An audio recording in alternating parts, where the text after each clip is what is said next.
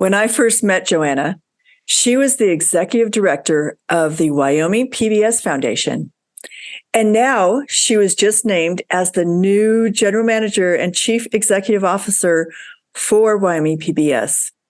And I quote Joanna, "Get ready, because Wyoming PBS has only scratched the surface of the stories that are still waiting to be told. It's truly an honor to continue to be part of Wyoming's only statewide public television network. Now, we want to celebrate a woman rising to the top in media careers. Why is her new role important for women? Well, over the last 3 centuries, women working in media have had to fight for respect, recognition, and equal treatment, advancing the agenda that women have a rightful place in the media industry. So whether it's in journalism, public relations, television, radio, advertising, women have successfully been forging their way into positions once only held by men. In this episode, we celebrate Joanna Kail. Hello, my name is Emmy DeGrappa. Each week, we bring you stories asking our guests the question why. We learn about passion, purpose, and the human experience. Brought to you by Wyoming Humanities with the generous support of the Wyoming Community Foundation. This is What's Your Why?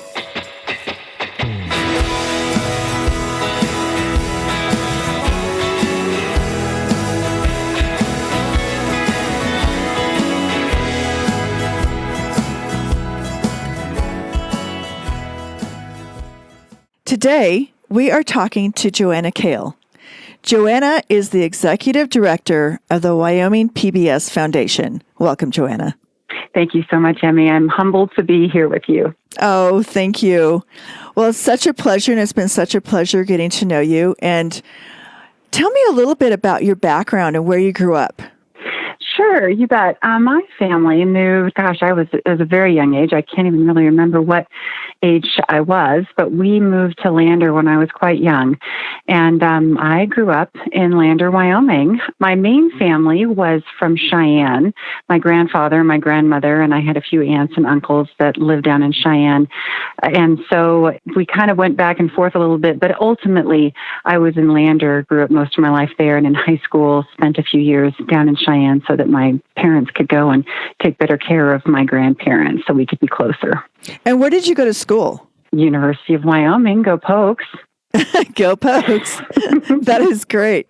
And so what was your passion and desire to stay in Wyoming to work? Wyoming has just such an incredible pride and camaraderie and support for one another. I mean, I've been listening to some of your other fantastic podcasts of some of our brilliant leading ladies in the state. And over again, it's just mentioned that, there's this 1 degree of separation, and that 1 degree of separation is what kind of brings us all together to have this pride that so many of us know one another, and we have a lot of trust in one another, and this real pride to be Wyomingites, and especially to be a female in Wyoming. I think there has been opportunities. We might have a little ways to go, but I feel like it's just always been natural within me to want to stay in the state, contribute as much as I can, and be a proud member in Wyoming. And so you make Lander your home? I do. I was lucky enough to. That's not always the case. We have a lot of friends that grew up here, and oftentimes they'll come back and visit, and they're always telling my husband and I so wish we could figure out a way to come home, because, we all turn around and say goodbye in our rearview mirrors when we grow up in Wyoming and we're in high school, and we say, I'm never going to go back to that small town lifestyle. I'm going to go to the big city. And then you grow up, and then you realize that that small town has a lot to offer. And so we were able to fortunately come back and live in our hometown. And it's been a blessing, and it's been wonderful ever since. Give me a big view of Wyoming public broadcasting stations, not just in Wyoming, but just the whole picture of what you do and what's important about the public broadcasting station. Wyoming PBS, Wyoming Public Radio, so essential Right now, with what we are currently going through with COVID-19, I am reminded on a daily basis from our members, from viewers, how important it is for us to provide the information that we're providing to Wyoming citizens about just daily changes that are happening, weekly changes that are happening, not just from Wyoming, but also from across the nation. We are providing some of the vital information and public affairs that is helping keep everyone informed. So from that standpoint, Emmy, I think especially given what we're going through right now with COVID-19, it is just essential for us to be here. Another part of why I think public media is so important is we are held to a standard. We are one of the only broadcast networks that's held to a standard. We're held to an educational standard. So when it comes to our programming, we have to make sure that it upholds national FCC guidelines to a higher degree than other broadcast networks are.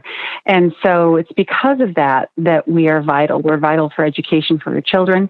We're vital for education for our adults and preserving the stories of Wyoming. When you go back to a local level, we are one of the only networks that's really preserving our history. It's telling stories about the science that's being conducted in the state of Wyoming. We did a film on glaciers of the Wind Rivers, talking about the recession of the glaciers and what that means long term and what it means right now. We just recently did, as you know, you were a huge part of this, Wyoming Humanities' incredible partner. We did a film on the 150th anniversary of women's suffrage. And if we weren't doing that, we're just not sure who would be. And so public media is so important for all of those reasons. Well, I've always considered National Public Radio, not just but public broadcasting stations and the Wyoming Humanities, the National Endowment for the Arts, National Endowment for the Humanities. They're all kind of sister organizations in that they preserve history and culture. Mm-hmm. Yes. And we do it on a local level, which I think is pretty incredible. Mm-hmm. It's incredible, and it's just so important. I think about I have two young girls, and I think about what they're going to be able to know about their state that they would have never known before without the Wyoming Humanities, without the Wyoming Cultural Trust Fund. These organizations are so important for us to support, so important for us to just, pay attention to what we're doing in the state of Wyoming, both historically and currently. It's a partnership that I hope stays very strong and very alive. How many kids do you have? Two girls. Oh, wow. So 2 girls. So you are really probably paying attention to the fact that Wyoming was the first state to give women the right to vote. How do you share with them what is inspirational about women and women in politics, women in business? Mm-hmm. They were fortunate enough. That's actually one of the reasons why we moved back to Lander, and it was to let them be exposed to my mother-in-law, who was former Judge Elizabeth Kail, Betty Kail, for those who knew her well. And she was the first female county court judge and the first female district court judge in the state of Wyoming. I brought them here. We wanted to bring them back to Lander so that they could be exposed to her leadership, her vigor, and also her humility. We've always tried to help both the girls understand that really there's nothing holding you back from doing anything that you want to do. But one of the things that Grandma used to tell them, which I've always held dear to my heart, was she would always tell them, I never really focused on whether or not I was the first female county and district court judge in Wyoming. I just really focused on being a good judge. And that just really rang true to me. And I'm not dismissing that there are things that Wyoming needs to really, really work on when it comes to wage disparity and those sorts of things. But I really feel like we need, as women, to take a deep dive into whether or not we're really passionate about what we do for a career, whether that be being a mom, whether that be being an executive director in a nonprofit organization, being physicians, being teachers. I think sometimes we may put ourselves in a position where, well, those roles are meant for females, or that's a female role. I would love to see more women at that age of decision, Emmy, when you're in college and you're really trying to figure out what you want to do for the rest of your life. Make those decisions, take a chance, be courageous, and go into computer science. That is a male-dominated role. That's what my husband does. And we're a little bit involved in what the University of Wyoming, their attempt to really pull in women to that profession. And so really helping our women understand that you can do this. This is not something that is out of your capability. I think what ends up happening is these women they choose not to go into those fields. And because of maybe that decision, we're not producing these female superstars in computer science that we know are out there. They're out there. We just really want to try and encourage them to go into those fields and maybe conquer some of those fears that they have. Well, when they're in their younger years, and I don't know how old are your girls? I've got a 16-year-old and an 18-year-old. Oh boy, good for you. And, yes. Oh my goodness. Yeah. Now you have gray hair. So I think, is it because of our educational system that we don't encourage women to enter into those fields? Where do you think the obstacle happens? I don't think it is. I think it is a long-standing. If you think about historically, how long those positions and how long those professions, and not just computer science, that's a fairly new one. It's slowly happening, right? I've listened to Justice Kite on a few occasions talk about how it's happening. It's just happening slowly. And that's, I guess, the takeaway there. For so many years, a lot of professions in medical field and law, if you listen to the Guthrie sisters talk about some of the challenges that they were facing, not that long ago, with men saying, oh, there's just no possible way that that's going to happen. I think that was truly a belief. It was a belief system that we had. And I think it just takes a time to come out of that system. I don't think the education system is to blame, certainly not. I think it's more of just our society continuing to encourage our girls to be courageous and step out of that box that maybe we've been kind of put in of, okay, here's whatever it may be, whatever kind of label we've put on it. We need to step outside of that and do what we want to do and know that we can do a good job at it. Being a mother, that's probably the most challenging job I've ever had in my life and probably ever will have. But yet it's the one job I want to do the best at. And I feel like that for any woman is an admirable job to want to just dedicate your life to. There's absolutely nothing wrong with that. But making sure that we can all do what we do and do a very good job at it. I think historically, there's just all those labels that have been set in place for so many years. We're working on it. We're slowly getting there. We just have to continue to encourage women to have the gusto to make it happen in their lives. So thinking about that, and then I think about, okay, women in business, women in career jobs like engineering, male-dominated fields, basically. But also, what about women in politics? Like, what do you think are those barriers? Because I've heard different answers to that question, but I'd love to hear your answer. What keeps women out of politics? I can only maybe touch on my thoughts on a Wyoming local level. I think it's challenging for really anybody to get into politics in the state of Wyoming, but especially at the legislative level. I'm proud to have a citizen legislature. I think it really speaks to the nature of Wyoming, and that we can get work done while we're also taking care of the state of Wyoming. It's something that has been set in place for obviously decades and decades. But I think that it makes it very challenging for anyone to run for office. You don't get paid much. And for anyone to think that those men and women down there are only serving their time 1 month or 2 months out of the year is crazy, because they're serving much more than that. So in order to have a career on the side. You have, in most cases, you'll have a boss, you'll have a company that you're working for, and to go into their office and say, I would love to run for Wyoming Senate, but that's going to mean I'm probably going to be gone for 50% of the time. Could you please pay me for that 50% while I work the other 50 and keep my full-time salary? I think that's a very challenging thing. And I think on one of them, I think Kristen in one of your podcasts was talking about how there's a gentleman that used to work in the mining industry and he chose to run for mayor. And I think she mentioned he was only making $800 a month. It's just so incredibly challenging to make it, I believe, work financially to juggle those two, your career along with running and being in politics in the state of Wyoming. So, yeah, that's kind of how I feel about that, Amy. Well, I think also what I've heard women say is that we're this big state and a small population, and you have to travel to Cheyenne to be in the legislature. You have to be there. You can't do it from home. You can't be in your hometown taking care of your kids and be in the legislature at the same time.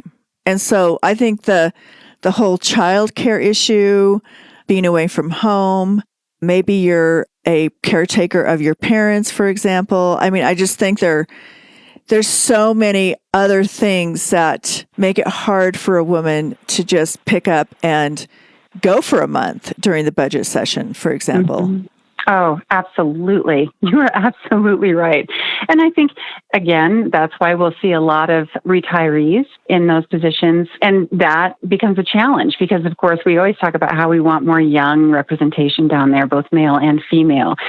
Well, what you said exactly is the truth. It's just very difficult. And then adding on to the challenge, the time of the year that we meet. And I don't know if this is true or not, but I believe we meet during the winter because, it was too difficult so many years ago to pull away from our ag professions in the spring and summer to hold our sessions during that time of the year. So, yes, so many challenges so I guess for me, I don't necessarily know if you can put it all on gender necessarily, but I think when you start to look at all of the challenges, it's across the board.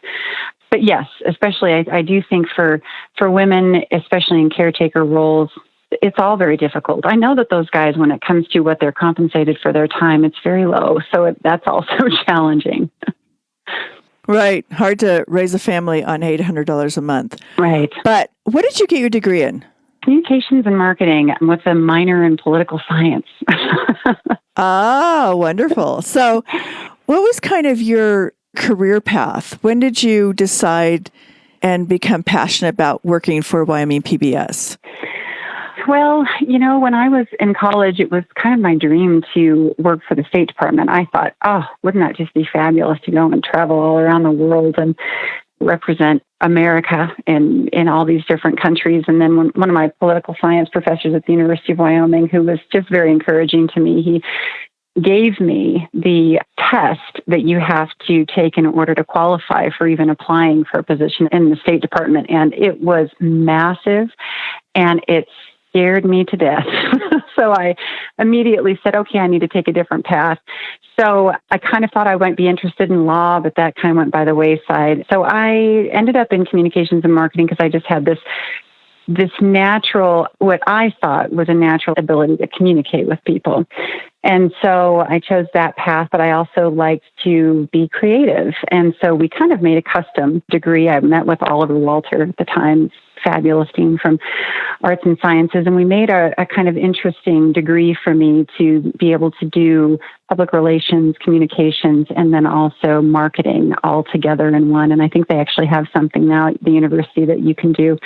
But then coming out of that, I had a marketing company. I'd done some consulting for several years, and this opportunity came up with Wyoming Public Television, Wyoming PBS, of course, and it was just a natural fit for me. Again, the passion of what Wyoming PBS does for our state and what PBS does for the world just seemed like something I could really stand behind and be passionate about. And I've only been in this position for about 3 years now, and I love it. I love what we do. I love the stories that we tell, and and what we share with the people of Wyoming. It's a pride that it's hard to come by, I think, in positions. I'm very fortunate. I'm very fortunate to be with Wyoming PBS. Who has inspired your life, and who has inspired your life work? Oh, gosh, so many people. I would say one of the biggest inspirations that affected me, both personally and professionally, is probably my mother-in-law, Elizabeth Kail. She always pushed me and supported me to be the very, very best that I could. And oftentimes when I'm in challenging situations, or when I'm questioning myself, when I'm questioning even what I do professionally, I'll sit back and say, what would Betty do in those situations? And a lot of time that gets me through a lot of challenge that I face, both as a mom and as a professional. Also, my kids, they teach me a lot all the time about acceptance, about changing world around us, and how it's okay, Mom. It's all right. It's all going to be okay. We know that you don't understand any of this, but it's all going to be okay. I think that they're huge inspiration for me. And then, my husband. There are so many men in my life that have been inspirational to me as well, both in my professions that I've had and personally. But honestly, I think some of the decisions I've made have just been, I have my husband behind me, just pushing me up. I've always kind of felt his hand saying, yep, you can do this. You don't doubt yourself. This is something you are perfectly capable of. And I wouldn't be in the position I am with Wyoming PBS if it weren't for my husband and his support with our kids and support for our family. I owe a lot to him. Oh, that is beautiful. I love hearing that. And I love talking to you. Thank you so much for your time. Thank you. Thank you so much, Emmy. I really enjoyed it.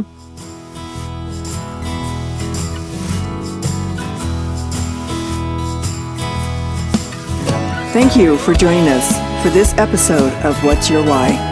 Brought to you by Wyoming Humanities with support from Wyoming Community Foundation and generous supporters like you. To learn more, go to thinkwhy.org, subscribe, and never miss a show.